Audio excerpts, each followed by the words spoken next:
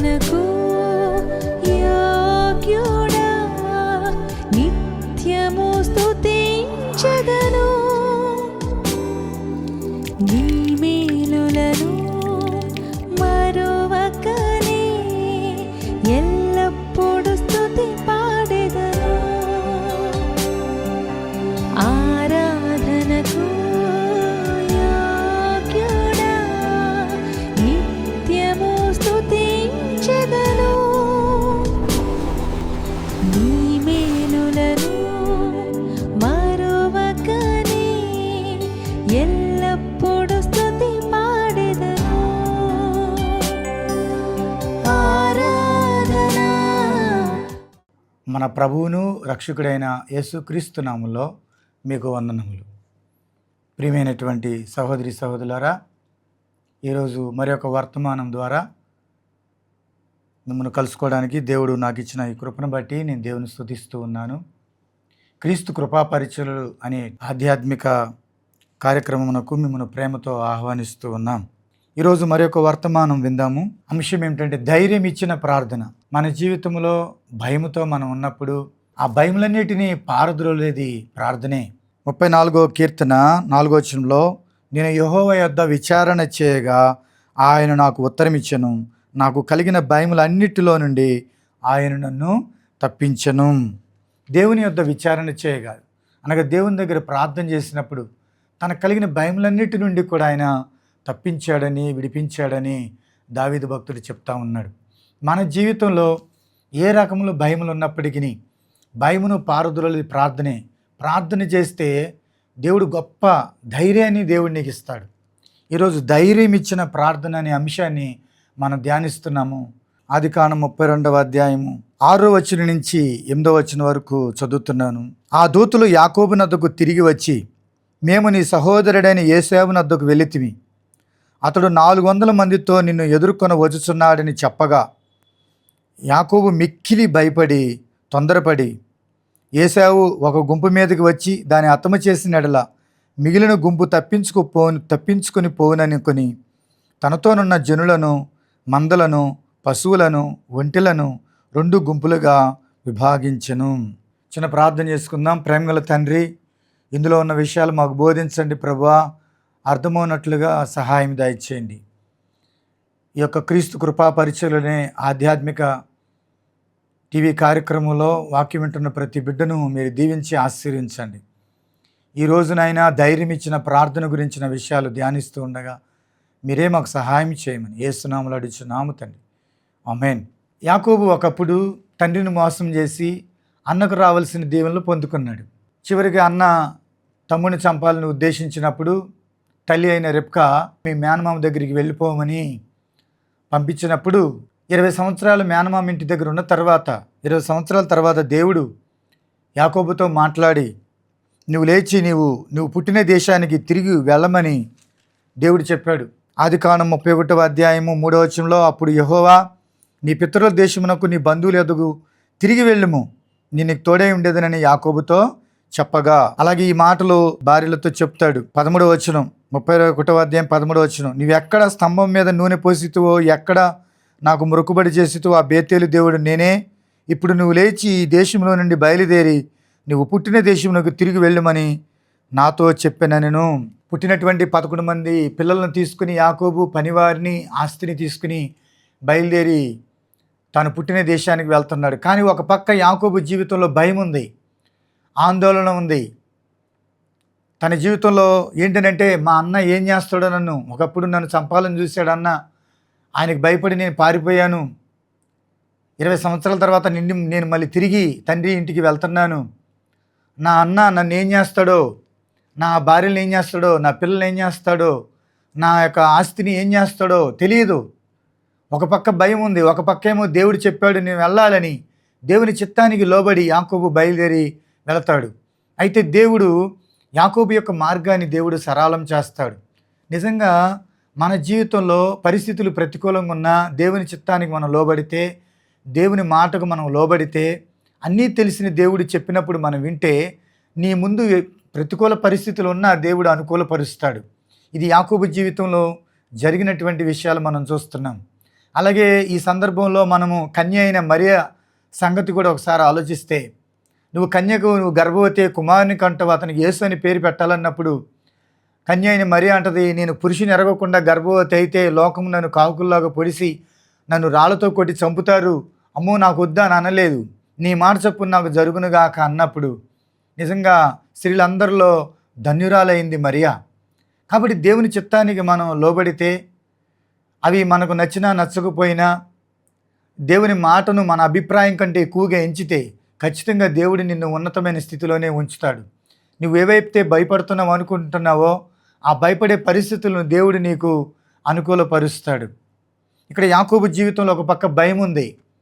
నేను నా పుట్టిన దేశానికి వెళ్తున్నాను, అక్కడ నా అన్న ఉన్నాడు, నన్ను ఏం చేస్తాడో, నా బిడ్డలు ఏం చేస్తాడో అనే భయముతో బయలుదేరి వెళ్తున్నాడు. కానీ దేవుని మాటకు లోబడ్డాడు. బయలుదేరి వెళ్తున్న సమయంలో దగ్గరకు వచ్చినప్పుడు, కొంత దూరంలో ఉన్నప్పుడు యాకోబు ఏం చేస్తాడంటే కొంతమంది దూతలను, పనివారిని పంపిస్తాడు. ముందు మీ తమ్ముడు నీ దగ్గరికి వస్తున్నాడని చెప్పండి. అప్పుడు ఆయన యొక్క ప్రతిస్పందన ఎలా ఉంటుందో చూద్దాం అనుకుని దూతలను పంపిస్తే, ఆ దూతలు వెళ్ళి తిరిగి వచ్చినప్పుడు ఏం చెప్పారంటే, ఆదికాండం 32వ అధ్యాయము 6వ వచనంలో, ఆ దూతలు యాకోబు నద్దకు తిరిగి వచ్చి, మేము నీ సహోదరుడైన ఏశావు నద్దకు వెళితిమి, అతడు 400 మందితో నిన్ను ఎదుర్కొని వచ్చుచున్నాడని చెప్పగా యాకోబు మిక్కిలి భయపడి తొందరపడి అని మాట రాస్తుంది. 400 మందితో రావడం అవసరమా నన్ను ఎదుర్కోవడానికి? అంటే 400 మందితో వస్తున్నాడంటే మా అన్న నన్ను చంపడానికే వస్తున్నాడేమో, నాకు హాని తలపెట్టడానికే వస్తున్నాడేమో, నా భార్య, నా పిల్లలు, నా ఆస్తి పరిస్థితి ఏంటి? ఒక పక్క తొందర, ఒక పక్క భయము, ఆందోళన తన జీవితంలో ఉంది. ఆయన దేవుడు వెళ్ళమన్నాడు కాబట్టి బయలుదేరి వెళతా ఉన్న సమయంలో తానేం చేశాడంటే తన సొంత ప్రయత్నం ఒకటి చేశాడు. ఏంటంటే ముందేం చేశాడంటే తన అన్నకు ఒక కానుకను పంపించాడు. ఆ కానుక ద్వారానైనా మా అన్న సంతృప్తి చెంది నాకు హాని చేయకుండా ఉంటాడని ముందు అన్నకి ఒక కానుకను పంపించాడు. తన అన్న నుండి తప్పించబడు నిమిత్తము అక్కడ ఒక కానుకను పంపించినట్లుగా 32వ అధ్యాయం ఆదికాండము 13వ వచనం నుంచి మనం చూడగలం. అతడు అక్కడ ఆ రాత్రి గడిపి తాను సంపాదించిన దానిలో తన అన్నయ్య అయిన ఏశావు కొరకు ఒక కానుకను పంపించాడు. అందులో 200 మేకలు, 20 మేకపోతులు, 200 గొర్రెలు, 20 పొట్టేళ్ళు, 30 పాడి ఒంటెలు వాటి పిల్లలు, 40 ఆవులు, 10 ఆబోతులు, 20 ఆడగాడిదలు, 10 గాడిద పిల్లలను ఒక కానుకగా పంపించాడు. మళ్ళీ మందకు కొంచెం ఎడమ ఉంచి దాసుల్ని, తన పనివారిని పంపిస్తాడు. 32వ అధ్యాయం 16వ వచనం, తన దాసుల చేతికి అప్పగించి, మీరు మందకు నడుమ ఎడమ ఉంచి నాకంటే ముందుగా సాగిపోండని తన దాసులతో చెప్పెను.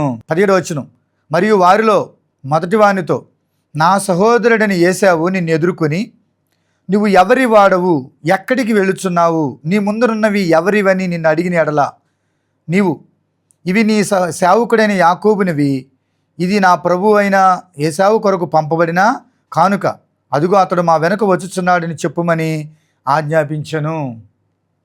ముందు కానుక పంపించినప్పుడు పనివారిని ఒకవేళ అడిగితే, మిమ్మల్ని అడిగితే ఇదేంటి, ఈ మంద ఏంటి, ఎవరు మీరు, ఎక్కడి నుండి వస్తున్నారని అడిగితే, మీ తమ్ముడైన యాకోబు మీకు కానుకను పంపిస్తున్నాడని చెప్పండి.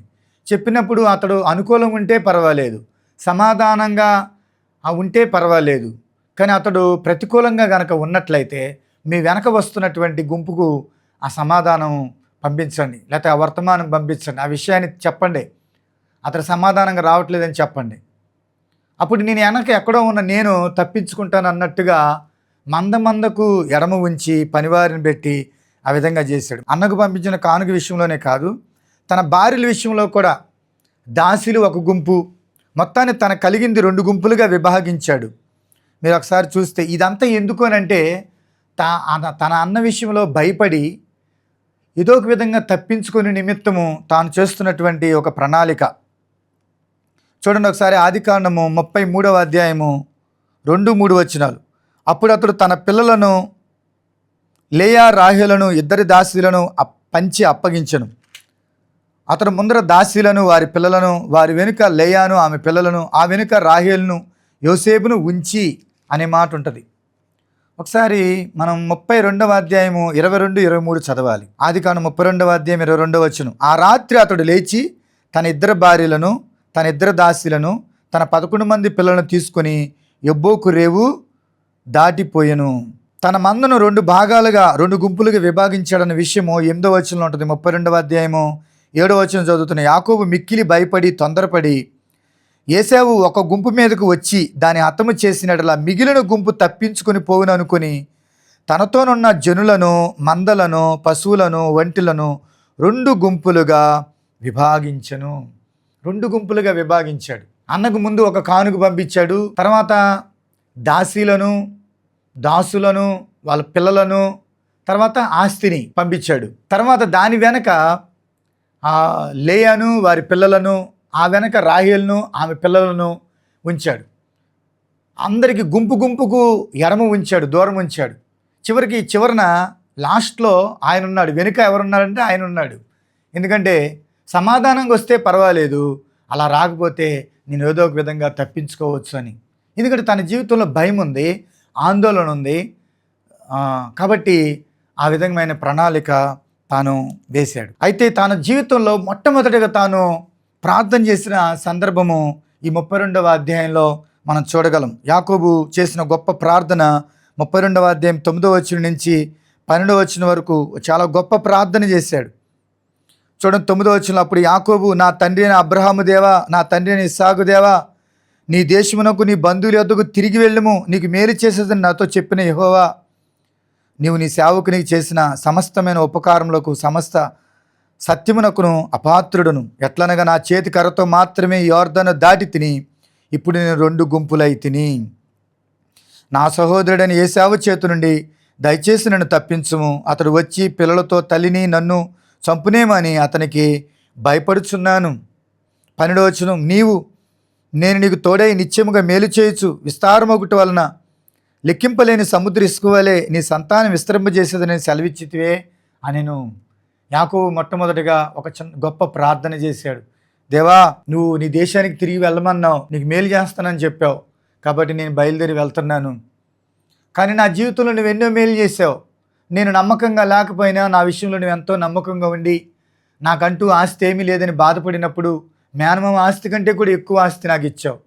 నువ్వు నా జీవితంలో చేసిన ఉపకారములకు, మేలులకు నేను అపాత్రుడను అని తను తాను తగ్గించుకున్నాడు. దేవుని గొప్ప చేశాడు.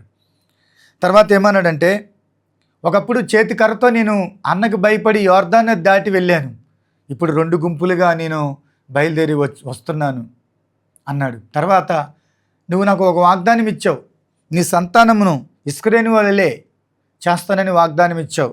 కాబట్టి ఒక్కసారి తన దేవుడిచ్చిన వాగ్దానాన్ని ఎత్తిపట్టి ప్రార్థన చేశాడు. ఈ ప్రార్థన ఎప్పుడు చేస్తాడంటే, మీ అన్న 400 మందితో బయలుదేరి వస్తున్నాడు అనగానే యాకోబు భయపడిపోయి తొందరపడి దేవునికి ప్రార్థన చేస్తాడు. తర్వాత అన్న కొరకు ఒక మొదట కానుకను పంపిస్తాడు. తర్వాత తనకున్నటువంటి ఆస్తిని లేకపోతే తనకున్నటువంటి దాన్ని 2 గుంపులుగా విభాగిస్తాడు. అందరినీ పంపించేసి తను ఒక్కడే మిగిలిపోతాడు. ఆదికాండం 32వ అధ్యాయం 21వ వచనం, అతడు కానుకను తనకు ముందుగా పంపించి తాను గుంపులో ఆ రాత్రి నిలిచెను. 22వ వచనం, ఆ రాత్రి అతడు లేచి తన 2 భార్యలను, తన 2 దాసీలను, తన 11 మంది పిల్లలను తీసుకుని యబ్బోకు రేవు దాటి పోయెను. యాకోబు వారిని తీసుకుని ఏరు దాటించి తన కలిగిందంతా పంపివేశాను. యాకోబు ఒక్కడే మిగిలిపోయి ఆ రాత్రంతా కూడా అతడు భారంతో ప్రార్థన చేస్తాడు. తను ఒక్కడే మిగిలి ఆ యబ్బోకు రేవు దగ్గర ప్రార్థన చేస్తున్నాడు. దేవుని ప్రార్థన చేసినప్పుడు, తెల్లవారు వరకు ప్రార్థన చేస్తున్నప్పుడు అక్కడ దేవదూత వచ్చినట్టుగా మనం చూస్తున్నాము. అక్కడ చూడండి 26వ వచనం, ఆయన తెల్లవారుచున్నదని కనుక నన్ను పోనిమ్మనగా అతడు, నీవు నన్ను ఆశ్రయించితేగా నిన్ను పోనీనను. ఆయన నీ పేరేమని అడుగగా అతడు యాకోబు అని చెప్పాను. యాకోబు తన పాపమంతా కూడా యబ్బోకు రేవు దగ్గర ఒప్పుకున్నాడు. నేను యాకోబు అంటే మోసగాడని అర్థము. నేను మోసగాడిని, నా పాపమును బట్టి ఈరోజు నీ స్థితిలో బ్రతుకుతున్నా, నన్ను క్షమించు అని దేవునికి మొరపెట్టాడు, ప్రార్థన చేశాడు. అదే హోషేయ గ్రంథంలో అయితే కన్నీరు విడిచి అతన్ని బతిమాలిను అనే మాట వ్రాయబడి ఉంటుంది. ప్రియమైన వాళ్ళారా, ఆయన చేసినటువంటి ప్రార్థన బట్టి అక్కడ ఆ దూత దిగి వచ్చినట్లుగా మనము చూస్తాము. అక్కడ చివరికి యాకోబు పేరు ఇశ్రాయేలుగా మార్చినట్లుగా మనం చూస్తాము. అయితే ఈయన ప్రార్థన చేసిన తర్వాత మన పాయింట్ ఏంటంటే, అతడు ప్రార్థన చేసిన తర్వాత దేవదూత అతన్ని దర్శించిన తర్వాత, యాకోబు పేరు ఇశ్రాయేలుగా మార్చబడిన తర్వాత 32వ అధ్యాయంలో చూస్తే అందరికంటే ఈయనే ముందు వెళ్తాడు. వీళ్ళందరిని దాటుకుని ఆయనే వారి ముందర నడుచుకుంటూ వెళ్తాడు. ఒకప్పుడు భయపడిపోయి వెనకగా ఉన్నటువంటి యాకోబు ఇప్పుడు అందరికంటే ముందే వెళ్తున్నాడు. ఎందుకని? ఆయన చేసినటువంటి ప్రార్థన ఆయనకు ధైర్యం ఇచ్చింది, భయాన్ని పారద్రోలింది. తనకు కలిగినటువంటి భయములన్నిటిని కూడా పారద్రోలి చివరికి అక్కడ మనం చూస్తే ఆ ప్రార్థన ద్వారా తనకు ధైర్యం కలిగింది. దేవుడు ఖచ్చితంగా నా విషయంలో నాకు సహాయం చేస్తాడు, ఈ యొక్క భయం నుండి దేవుడు విడిపిస్తాడు, నాకు అన్ని విషయంలో సమాధానం ఇస్తాడని నమ్మి ఏం చేశాడంటే అందరికంటే ముందు వెళ్ళిపోయాడు. ఆదికాండం 33వ అధ్యాయం 3వ వచనం చూస్తే, తాను వారి ముందర వెళుచు తన సహోదరిని సమీపించు వరకు 7 మార్లు నేలను సాగిలిపడిను. అప్పుడు ఏశావు అతన్ని ఎదుర్కొన పరిగెత్తి అతను కౌగిలించుకొని అతని మెడ మీద పడి ముద్దు పెట్టుకొనిను. వారిద్దరూ కన్నీరు విడిచిరి. చూడండి, ధైర్యం ఇచ్చిన ప్రార్థన చేస్తే ఎంత ధైర్యం వచ్చిందో చూడండి. భయపడి వెనకగా ఉన్నటువంటి ఇతను తన అన్న నుండి తప్పించబడి నిమిత్తము తన సొంత ప్రణాళిక ఎన్నో వేశాడు. చివరికి ప్రార్థన చేసిన తర్వాత తనకు అనిపించింది, దేవుడు ఖచ్చితంగా నాకు సహాయం చేస్తాడని విశ్వాసంతో వెనకగా ఉన్న తాను అందరికంటే ముందర నడుచు వెళ్ళాడు. చివరికి తన అన్న ఎదుర్కొని తానే అక్కడ మనం కౌగిలించుకొని అతని మెడ మీద పడి ముద్దు పెట్టుకున్నట్టుగా మనము చూస్తున్నాము. భయపడుతున్న పరిస్థితులన్నీ దేవుడు సమాధాన స్థితిలోనికి తీసుకుని వచ్చారు. ఆ విధంగా అన్నదమ్ముల ఇద్దరి మధ్య సమాధానం కలిగినట్లుగా మనము చూస్తూ ఉన్నాం ప్రియమైన వాళ్ళారా. కాబట్టి చూడండి, ప్రార్థన ద్వారా ఎంత ధైర్యము వచ్చిందో.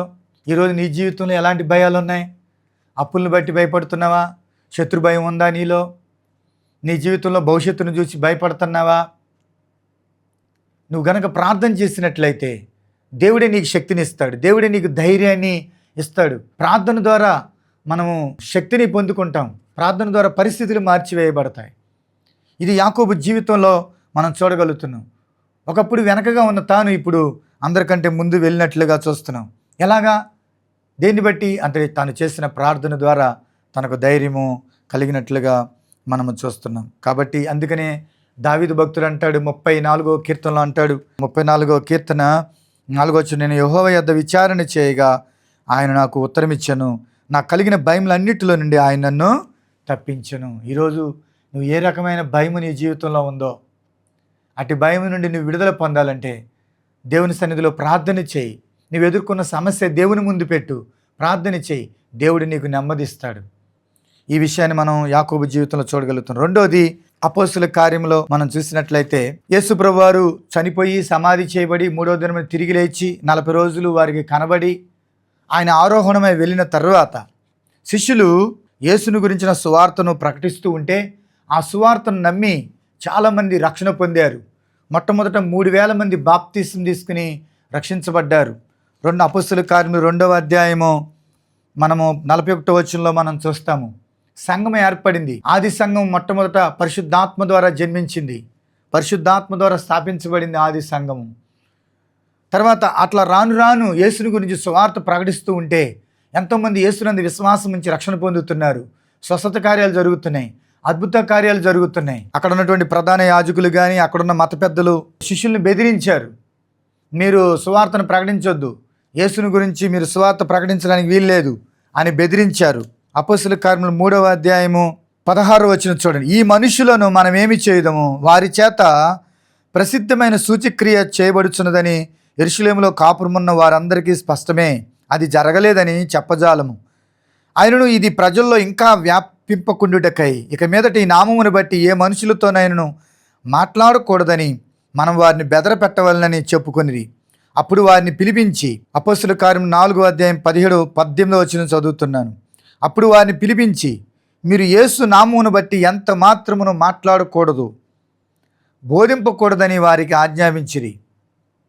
మీరు యేసును గురించి బోధించకూడదు, యేసును గురించి మీరు మాట్లాడకూడదని వారికి ఆజ్ఞాపించారు. ఒక పక్క సువార్తను ప్రకటిస్తుంటే బెదిరింపులు, ఎందుకంటే అందరూ యేసునందు విశ్వాసం నుంచి రక్షణ పొందుతున్నారని వాళ్ళల్లో ఒక విధానం వచ్చేసింది. ప్రకటిస్తున్న వారిని ఆటంకపరుస్తున్నారు, ప్రకటించే వారి మీద దాడి చేస్తున్నారు. వీళ్ళని ఆల్రెడీ ఆ కావలిలో ఉంచినట్లుగా మనము చూస్తాము. మూడవ అధ్యాయంలో చూసినట్లయితే అక్కడ వారిని పట్టుకొని అనే మాట ఉంటుంది. 3వ అధ్యాయం 11వ వచనంలో పేతురు యోహాను పట్టుకుని ఉండగా, తర్వాత 4వ అధ్యాయంలో కావలిలో ఉంచిరి అని చూస్తాము. 4వ అధ్యాయం 3వ వచనం, వారిని బలత్కారంగా పట్టుకొని సాయంకాలమందున మరునాటి వరకు వారిని కావలిలో ఉంచిరి. ఒక పక్క ఎన్నో ప్రతికూలమైన పరిస్థితులు, భయము, బెదిరింపులు ఇవన్నీ కనబడతా ఉన్నాయి.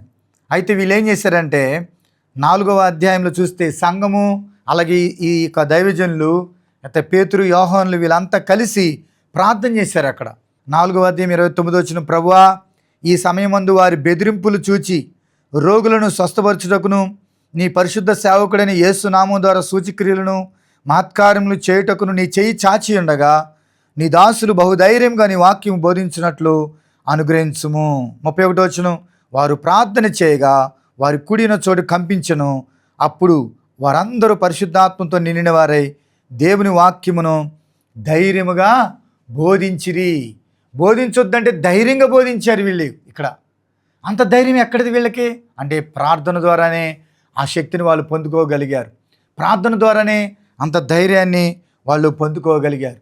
ఈరోజు యేసుని గురించి బహిరంగ సువార్త ప్రకటిస్తూ ఉంటే ఎన్నో బెదిరింపులు, ఎన్నో విషయాల్లో ప్రతికూల పరిస్థితులు కనబడతా ఉన్నాయి. యేసుని గురించి వినటం వలన జీవితాలు మారుతున్నాయి, పాపులు పరిశుద్ధులుగా మారుతున్నారు, దైవశక్తుల నుండి విడుదల పొందుతున్నారు, రోగులు స్వస్థ పొందుతూ ఉన్నారు. అది ఇప్పటికీ జరుగుతూనే ఉంటుంది, ఎప్పటికీ జరుగుతూనే ఉంటుంది. యేసు ప్రభు వచ్చేంత వరకు కూడా దేవుడి కార్యాలు జరుగుతూనే ఉంటాయి. కానీ ఇది చూసి వారం లేనటువంటి వారు అనేక రకాలుగా బెదిరించిన, భయపెట్టిన, ప్రతికూల పరిస్థితులు తీసుకొచ్చిన భయపడకుండా సువార్తను ప్రకటించాలంటే కావాల్సింది ప్రార్థనా శక్తి కావాలి. కాబట్టి ఇక్కడ వీరు బోధించొద్దని వారికి ఆజ్ఞాపిస్తే, అపొస్తలుల కార్యం 4వ అధ్యాయం 18వ వచనంలో బోధించకూడదని ఆజ్ఞాపిస్తే వీళ్ళు ధైర్యంగా బోధించారు. ఎక్కడిది ఇంత ధైర్యం అంటే ప్రార్థన ద్వారా నేను చూస్తున్నాం. అందుకని ధైర్యం ఇచ్చిన ప్రార్థన. నీ జీవితంలో ఎలాంటి భయముల గుండా, ఆందోళన గుండా, తొందరల గుండా నువ్వు వెళుతున్నావో ఒక్క నిమిషం ఆగి దేవుని సన్నిధిలో మనస్ఫూర్తిగా నువ్వు ఉన్న పరిస్థితిలో, ఉన్న స్థలంలో ప్రార్థించు. నీకున్న పరిస్థితి దేవునికి తెలియచేయి. ప్రభువా నాకు సహాయం చేయమని దేవుడిని అడుగు. దేవుడిని ఖచ్చితంగా ధైర్యాన్ని, శక్తిని దేవుడు నీకు ఇస్తాడు. మూడోది, యేసు ప్రభు జీవితంలో కూడా మనం చూసినట్లయితే యోహాను సువార్త 17వ అధ్యాయంలో యేసు ప్రభు వారు అప్పగింపబడిన రాత్రి ఆయన గెత్సేమనే తోటలో గొప్ప ప్రార్థన చేశాడు. ఆయన యోహాను సువార్త 17వ అధ్యాయంలో ఆయన చేసినటువంటి గొప్ప ప్రార్థన మనం చూస్తాము. తర్వాత ఆయన వ్యక్తిగతంగా ఆయన ప్రార్థన చేశాడు. ప్రార్థన చేసిన తర్వాత ఇప్పుడు యేసు ప్రభువును పట్టుకోవడానికి సైనికులు వస్తున్నారు. ఆ రాత్రి ఇస్కరియోతు యోధ యేసు ప్రభువును అప్పగిద్దామని వస్తామనంటే యేసు ప్రభు వారు అక్కడ ఆయన ప్రార్థన చేశాడు. ప్రార్థన చేసిన తర్వాత ఆయన భయముతో కాదు కానీ ఆయన ఒక పక్క మానవుడిగా ఆ శిలువ శ్రమను అనుభవించడానికి ఆయన హృదయం కలవరపడింది. ఆయన మరింత వేదన పడి అనే మాట చూస్తాం. నా ప్రాణం కలవరపడుతుంది అనే మాట ఉంటుంది అక్కడ. యోహాను సువార్త 12వ అధ్యాయము 27వ వచనంలో, ఇప్పుడు నా ప్రాణము కలవరపడుచున్నది, నేనేమందును, తండ్రి ఈ గడియ తటస్థింపకుండా నన్ను తప్పించుము, ఆయనను ఇందుకోసమే నేను ఈ గడియకు వచ్చి తిని. యేసుప్రభు వారు ఈ లోకానికి వచ్చింది దేనికంటే ఈ గడియకే, సిలువ మరణం పొందడానికే ఆయన వచ్చింది. ఒక మానవుడిగా ఈ సిలువ శ్రమను అనుభవించడానికి ఆయన ప్రాణం కలవరపడింది. ఇంత ఘోరమైన శిక్షను అనుభవించడానికి ఆయన ఇందుకోసమే కదా నేను వచ్చింది. తండ్రి నీ చిత్తమైతే ఈ గిన్నె నా ఎద్దు నుండి తొలగించు, ఆయనను నా చిత్తము కాదు నీ చిత్తమే సిద్ధించునుగాక, నీ చిత్తం నెరవేర్చడానికే నేను వచ్చాను. చూడండి, ఒక మానవుడిగా ఆయన గెత్సేమనే తోటలో అప్పగింపబడిన రాత్రి ఆయన మరింత వేదన పడుతూ, కలవరపడుతూ ఆయన ప్రార్థన చేసినప్పుడు పరలోకము నుండి ఒక దూత వచ్చి ఆయన బలపరిచినట్లుగా లూకాసు వార్త 22వ అధ్యాయం 42వ వచనం, తండ్రి ఈ గిన్నె నా యొద్ద నుండి తొలగించుటకు నీ చిత్తమైతే తొలగించుము, ఆయనను నా ఇష్టము కాదు నీ చిత్తమే సిద్ధించునుగాకని ప్రార్థించును. అప్పుడు పరలోకము నుండి ఒక దూత ఆయన కనబడి ఆయనను బలపరిచెను. ప్రార్థన ద్వారా చూడండి ఎంత బలము వచ్చిందో. ప్రార్థన నిన్ను శక్తితో నింపుతుంది, బలంతో నింపుతుంది, నీకు ధైర్యం ఇస్తుంది. ప్రార్థన ఎంత ధైర్యము వచ్చిందని అంటే అక్కడ యోహాను సువార్త 18వ అధ్యాయంలో ఎవరైతే యేసుప్రభుని పట్టుకోవడానికి వస్తున్నారో వాళ్ళకి ఎదురుగా వెళ్ళాడు యేసుప్రభు. యోహాను సువార్త 18వ అధ్యాయం 4వ వచనంలో యేసు తనకు సంభవింపబోయే అన్నీ ఎరిగిన వాడై వారి వద్దకు వెళ్ళి మీరు ఎవరిని వెతుకుతున్నారని వారిని అడిగాను. 5వ వచనం వారు నజరుడిని యేసునని ఆయనకు ఉత్తరమేగా యేసు ఆయన నేనే అని వారితో చెప్పాను. ఆయన అప్పగించిన యోదాయు వారి వద్ద నిలుచుండెను. 6వ వచనం చూడండి, యోహాను సువార్త 18వ అధ్యాయము 6వ వచనం ఆయన నేనే ఆయననని వారితో చెప్పగా వారి వెనకకు తగ్గి నేల మీద పడిరి. మరలా ఆయన మీరు ఎవరిని వెతుకుతున్నారని వారిని అడిగాను. 7వ వచనం అందుకు వారు నజరుడిని యేసునని చెప్పగా యేసు వారితో నేనే ఆయన నేను మీతో చెప్పితిని గనక మీరు నన్ను వెతుకుచున్న ఎడల వీరిని పోనీయుడని చెప్పాను. వారికి ఎదురుగా వెళ్ళాడు ఆయన. ఎవరైతే యేసుప్రభుని పట్టుకోవడానికి వస్తున్నారో ఇవన్నీ యేసుప్రభుకి తెలుసు. ఒక దేవుడిగా అన్నీ ఎరిగినవాడు. ఆయన 100% మానవుడు, ఆయన 100% ఆయన దేవుడు. రెండు స్వభావాలు మిళితమైన మనిషి. ఈ భూమి మీద మానవుడిగా వచ్చిన ప్రభు ఒక మానవుడిగానే సమస్త శ్రమను అనుభవించాడు. ఒక దేవుడిగా గొప్ప కార్యాలు చేశాడు. ఆయన చనిపోయిన వారిని బ్రతికించాడు, రోగులను స్వస్థపరిచాడు, నయంగాని జబ్బులను కూడా ఆయన నయం చేశాడు. సముద్రం మీద నడిచాడు, గాలిని తుఫాను గద్దించాడు, దెయ్యములకు ఆజ్ఞాపించాడు. ఒక దేవుడిగా చేయాల్సిన కార్యాలు ఆయన చేశాడు. ఒక మానవుడిగా ఆ శిలువ శ్రమను శిలువ శిక్షను అనుభవించడానికి సిద్ధపడిన యేసు ప్రభు ఆయనకి సంభవింపు సంగతులను ఎరిగిన నన్ను పట్టుకోవడానికి వాళ్ళు వస్తున్నారని ఎరిగి ఆయన ఎదురుగా వెళ్ళాడు. ప్రార్థించిన తరువాత ఎదురుగా వెళ్ళి అడుగుతున్నా మీరు ఎవరిని వెతుకుతున్నారంటే నజరుడిని యేసుని మేము వెతుకుతున్నాం. ఆయన నేనే అంటే వాళ్ళు వెనక తగ్గి పడిపోయారు కింద. కాబట్టి ప్రార్థనలో ఎంత శక్తి ఉందో, ప్రార్థన చేయడం ద్వారా ఎంత ధైర్యం ఇచ్చినటువంటి ప్రార్థన గురించిన విషయాలు మనం ధ్యానిస్తున్నాం. ఆనాడు యాకోబు అన్నకు భయపడి వెనుకకు వెళ్ళి అందరిని పంపించి తాను వెనక ఉండిపోయాడు. ఎప్పుడైతే యాకోబు యబ్బోకు రేవు దగ్గర ప్రార్థించాడో అందరికంటే ముందుగా వెళ్ళి అన్నను కలుసుకోవడానికి బయలుదేరాడు. ఎక్కడిది అంత ధైర్యము? ప్రార్థన ద్వారానే ఆ ధైర్యాన్ని ఆ శక్తిని తాను పొందుకోగలిగాడు. అలాగే శిష్యులను సువార్త చెప్పే విషయంలో ఆటంకపరిచి మీరు సువార్త ప్రకటించడానికి వీల్లేదు, యేసుని గురించి బోధించడానికి వీల్లేదని వారిని బెదిరించి ఖండితంగా ఆజ్ఞాపించినప్పుడు వారు అందరూ సంఘముగా కూడి అందరూ ప్రార్థించినప్పుడు అక్కడ బోధించకూడదని ఆజ్ఞాపించినప్పుడు వాళ్ళు భయపడకుండా వాళ్ళు ప్రార్థించిన తర్వాత దేవుడు వారికి ధైర్యం ఇచ్చాడు. వారు ధైర్యంగా బోధించారని మనం ఇందాక లేఖనాల్లో మనం చూస్తున్నాం. వారు ప్రార్థించిన తరువాత ధైర్యంగా వాళ్ళు బోధించారు. కాబట్టి ధైర్యం ఇచ్చిన ప్రార్థన అనేటువంటి విషయాన్ని మనం గమనిస్తున్నాము. ప్రార్థించడం ద్వారా దేవుడు మనకు ధైర్యం ఇస్తాడు. బైబిల్లో కూడా మనం చూసినట్లయితే లూకా సువార్త 21వ అధ్యాయము 36వ వచనంలో కాబట్టి మీరు జరగబో వీటి నెలను తప్పించుకొని మనిషి కుమారు ఎదుట నిలబడటకు శక్తి గలవారగినట్లు ఎల్లప్పుడూ ప్రార్థన చేయొచ్చు మెలకువగా ఉండడని చెప్పాను. మనిషి కుమారు ఎదుట నిలబడడానికి కావలసిన ధైర్యము, కావలసిన శక్తి అది ప్రార్థన ద్వారానే దొరుకుతుందని ఈ యొక్క వాక్య భాగంలో మనం చూస్తున్నాం. కాబట్టి నా ప్రియమైన సహోదరులారా, ప్రార్థన చేయండి. ఏ పరిస్థితులు గుండా మీరు వెళ్ళినా ప్రార్థన చేసినట్లయితే దేవుడే మీకు తగిన శక్తిని, ధైర్యాన్ని దేవుడు మీకు ఇస్తాడు. దేవుడి కొద్ది మాటలు దీవించును గాక. ప్రార్థన. ప్రేమగల తండ్రి, దయగలిగిన మా ప్రభువా, నీ పాదాలకు వందనాలు. ఈరోజు నా ప్రభువా, పరిశుద్ధ గ్రంథంలో నాయన ధైర్యం ఇచ్చిన ప్రార్థన గురించిన విషయాలు కొన్ని మేము ధ్యానించాం. యాకోబు తన అన్నకు భయపడి నాయన అందరినీ పంపివేసి తను ఒక్కడే మిగిలిపోయి యబ్బోకు రేవు దగ్గర ప్రార్థించిన తరువాత నువ్వు అతనికి ధైర్యం ఇచ్చావు, శక్తినిచ్చావు. తన అన్నకు ఎదుర్కొన్నాడు, తానే అందరికంటే ముందుగా వెళ్ళాడు తండ్రి. అలాగే శిష్యుల విషయంలో నాయన సువార్త ప్రకటించకూడదు, యేసుని గురించి బోధించకూడదని వారు బెదరపెట్టి వారు బోధించకూడదని ఆజ్ఞాపించినప్పుడు వారందరూ కలిసి ప్రార్థించగా నాయన ధైర్యంగా వారు బోధించారు తండ్రి. అలాగే యేసు ప్రభువా, అప్పగింపబడి రాత్రి నీవు నాయన తండ్రితో గడిపినప్పుడు నేను పట్టుకోవడానికి సైనికులు మనుషులు వస్తున్నారని ఎరిగి సంభవంబో సంగతులను ఎరిగి వారికి ముందుగా వెళ్ళి మీరు ఎవరిని వెతుకుతున్నారని మీరు అడిగారు తండ్రి. అంత శక్తి, అంత ధైర్యము ప్రార్థన ద్వారానే ఆ శక్తి మాకు దొరుకుతుందని నీ వాక్యం ద్వారా చూస్తున్నాం. కాబట్టి మా జీవితంలో కూడా ఎలాంటి పరిస్థితులు గుండా ఉన్నప్పటికీ వెళ్తున్నప్పటికీ ప్రార్థన ద్వారా ఆ శక్తిని, ధైర్యాన్ని పొందుకొని ప్రతి పరిస్థితిని జయించుటకు కావలసిన శక్తిని మాకు అనుగ్రహించమని యేసునామములో అడిగి వేడుకొంచున్నాము తండ్రి. ఆమేన్. దీవెన మన తండ్రి అయిన దేవుని ప్రేమయు ప్రభు యేసుక్రీస్తు కృపయు పరిశుద్ధాత్మక నిండు సహవాసము సకల దీవెన దేవుని వాక్యమున మీకును దేవుడు సదాకాలము తోడే నడిపించును గాక. ఆమేన్. ఆమేన్. అందరికీ వందనాలు.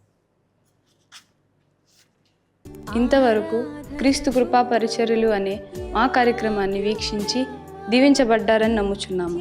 మీ ఆత్మీయ అవసరాల కొరకు సంప్రదించవలసిన మా చిరునామా: యేసుక్రీస్తు ప్రార్థనా మందిర పరిచర్యలు, మంగాపురం రోడ్, కొత్తగూడెం, మైలవరం మండలం, ఎన్టీఆర్ జిల్లా, ఆంధ్రప్రదేశ్. మీ ప్రార్థనా అవసరాల కొరకు మా ఫోన్ నంబర్ 9182489765 మరి ఒక number 9912524162. God bless you all.